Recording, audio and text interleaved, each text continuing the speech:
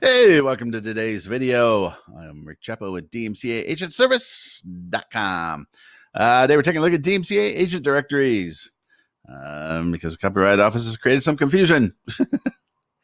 So the DMCA, if you're seeking out the safe harbor protection as a website or an app, you need to take a couple of steps. And one is you need to select an agent and then register that agent with the Copyright Office and you're going to be shocked to hear this, the DMCA agent directory.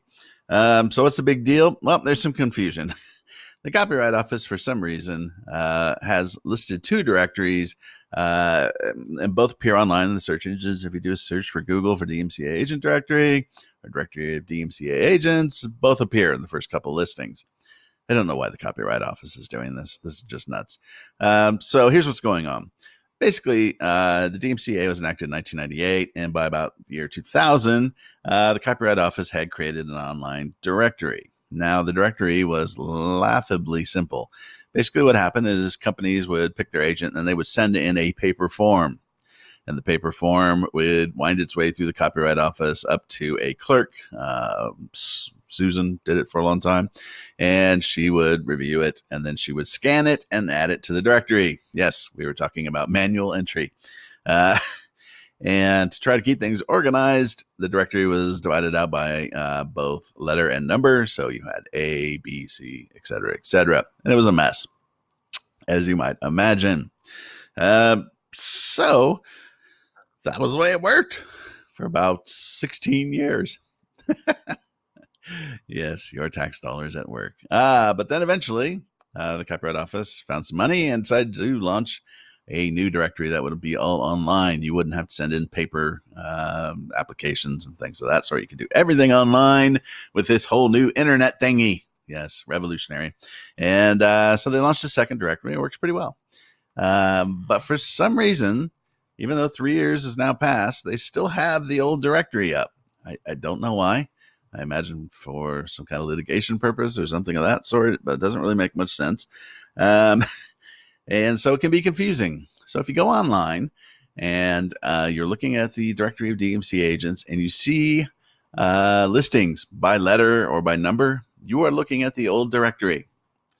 You need to go to the new directory. Now, if you do a search for a directory of DMC agents on Google, the new directory pops up as number one, is the number one search result.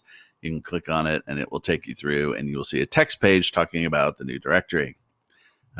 So when you're doing filings, try to file with the new directory because you can still send in paper applications to the old directory. Now they'll be rejected, but we've had some clients, contact us, some potential clients contact us who have done that, and it's a big old waste of time because, frankly, there's no clerk there to receive it. So eventually, it gets through to, I think, the legal department, and they send off a notice saying, "Hey, that directory is not active anymore. Try again." It can be very frustrating. So do that. Now, what to do, new DMC agent directory, there is one thing that you do need to be aware of because they've just started right now. With the old directory, you just filed once and that was it. With the new directory, you file and you have to renew every 3 years. So when you sign up, you want to make sure that you use an email address that you're going to look at every so often. Because the Copyright Office will send out a renewal notice to it. If you're one of our clients, you don't have to worry about that. They'll send the renewal notice to us and we'll contact you. But however you do it, make sure that you are using some kind of communication method that you will actually look at. A lot of people will create a Yahoo or a Gmail address just for this purpose. Then they forget about it. And if you forget about it and you don't get your renewal notice and you don't renew, well, you will be terminated and deleted from the directory and you will lose the safe harbor protections. That would be bad. It would be particularly bad because you would probably only discover that that was the fact if you got sued for copyright infringement. That would be really bad.